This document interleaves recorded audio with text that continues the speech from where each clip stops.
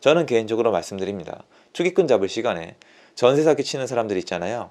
차 명의 갖다가 한 사람한테 300채, 400채, 500채 명의 몰아주고 그 사람이 가져간 명의를 사실상 전세금을 비싸게 낸 세입자들이 안녕하세요. 어롱무장입니다. 어, 얼마 전에 라이브 한 게 아무래도 제 본 취지가 약간 전달이 덜 된 것 같아가지고 영상으로 다시 한번 정리를 해요.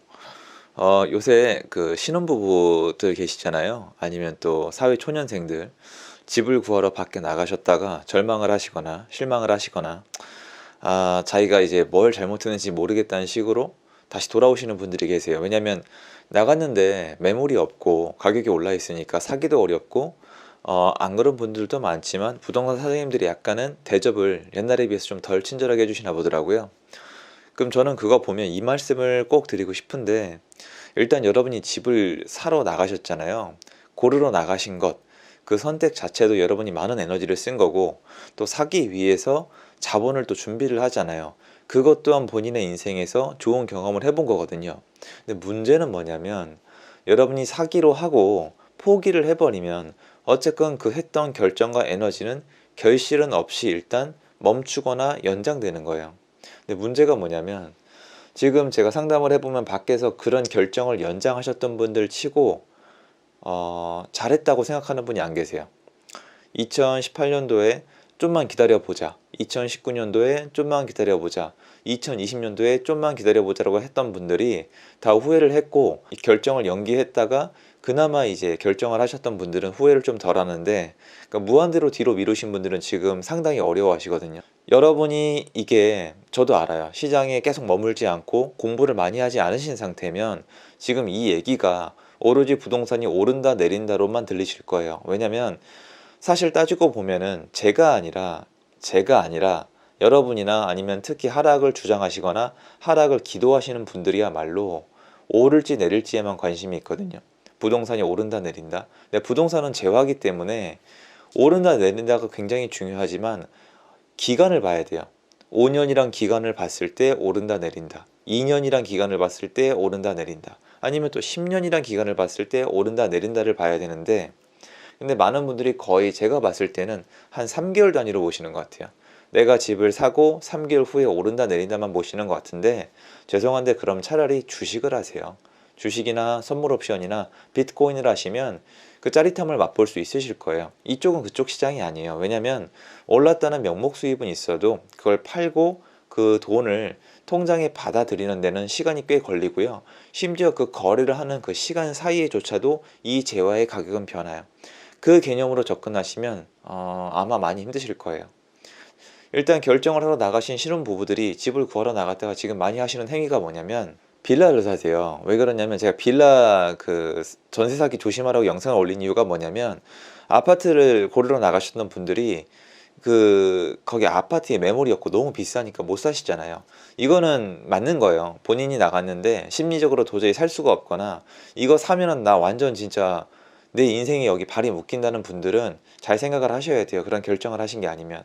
그러면 어차피 출퇴근지에 더 가까운 쪽에 있는 빌라촌을 가시는 경우가 점점 계신데, 문제는 지금 빌라촌의 빌라들이 매매가가 오르고 있는 동시에 특히 전세가가 굉장히 세요. 전세를 있는 데 부르더라고요. 근데 문제가, 지금 이제 아파트에서 밀려 나온 수요가 빌라 가격을 올려주고 있긴 하지만, 빌라 가격이 올라가다가 정체가 됐을 경우에는 너무 비싼 전세에 들어갔던 분들은 예전 과거 역사의 반복처럼 또 전세에 관한 소송이나 또 경매나 기타 굉장히 안 좋은 일에 쓸려 다닐 수가 있어요. 저는 사실은 투기꾼 잡을 시간에 그 전세 사기 치는 분들 좀 잡았으면 좋겠는데 관심이 없죠. 여러분들 중에 다수는 남이 돈 버는 게 배가 아프지 남이 전세 사기 당하는 게 배가 아프진 않기 때문에 별로 이렇게 호소하지 않는 것 같은데요. 저는 개인적으로 말씀드립니다. 투기꾼 잡을 시간에 전세 사기 치는 사람들 있잖아요.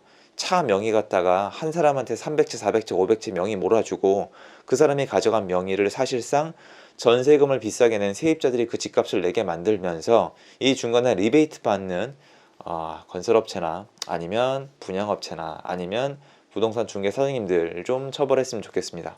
그분들을 무조건 처벌하라는 뜻이 아니에요. 아실 거예요, 본인들도. 그 중에 동네 부동산이 절대 다 그런 게 아니고요. 꼭 한 군데씩 있어요. 그리고 문 닫고 도망가죠. 전 실제로 많이 봤거든요. 그분들 좀 처분해 주세요. 신혼부부들의 시작점 5년을 갉아먹고 양심도 없습니까? 제가 하고 싶은 얘기는 이거죠. 아파트를 고르러 나갔는데 실망하고 돌아왔다. 결정을 연기했다. 그래서 어쩔 수 없이 빌라촌에 가서 전세로 살죠. 전세로 살고 2년이나 4년 후에 아파트 값이 좀 안정이 되면은 다시 돌아온다고 말씀을 하시더라고요. 근데 문제는 제가 이분들을 상담해 보면 이 4년 후, 2년 후에 잘 되는 게 아니라 더 실망을 많이 하시는 경우가 많아요.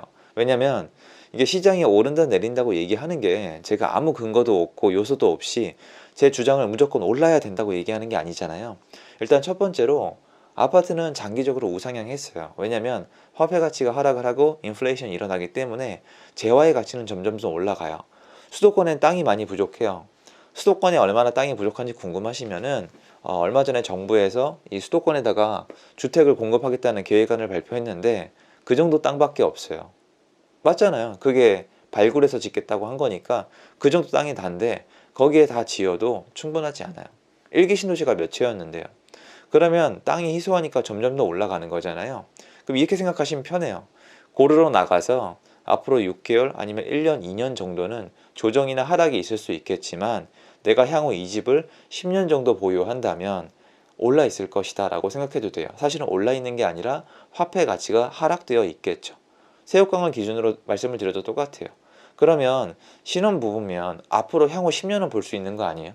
예를 들어서 35살에 결혼을 하셨는데 45살에 집 한 채 10년 동안 보유하는 게 큰 문제가 되는 건 아니잖아요.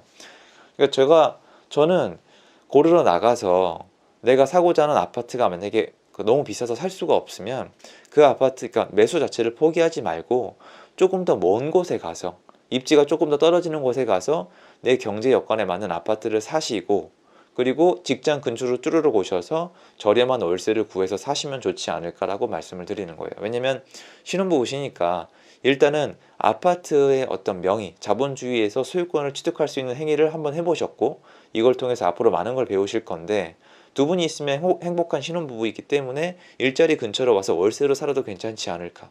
그리고 오히려 집을 한 채 샀고 월세로 살기 때문에 반강제적으로 저축과 어떤 절약을 하게 되지 않을까. 그러면 물건, 소유권도 가져받겠다. 그리고 허리띠도 졸라매 받겠다.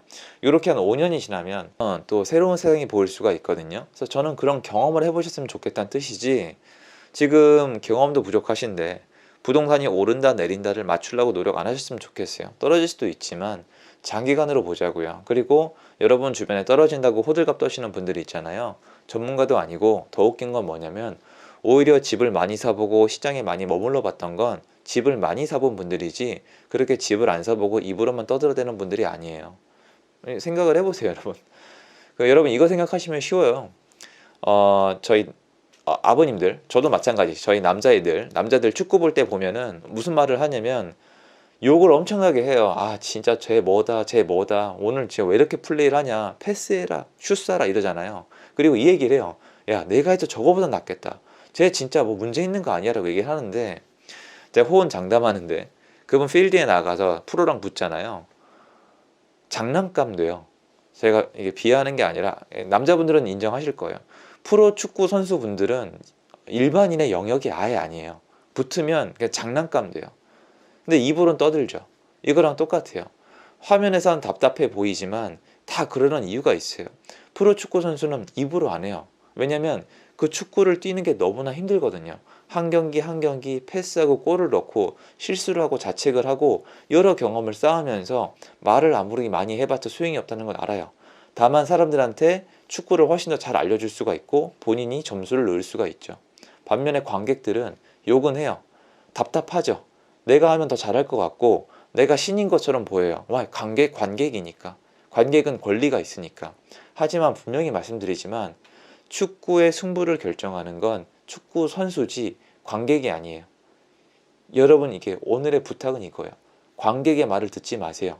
플레이어의 말을 들으시고 집을 사기로 결정하셨으면 그것만으로 뭔가 해내신 거니까 나가서 한번 좀 현명하게 선택을 해보세요. 포기를 해도 문제는 없는데 좀 아깝잖아요. 그러니까 집을 원하는 지역에 내가 실제로 입주할 지역에만 알아보지 마시고 좀 먼 곳에 사놓고 오히려 출퇴근 가능한 곳에 가서 월세로 거주하는 것도 한 방법 중에 하나다라는 말씀을 드리고 싶었어요. 들어주셔서 감사드리고요. 좋은 하루 되십시오. 감사합니다.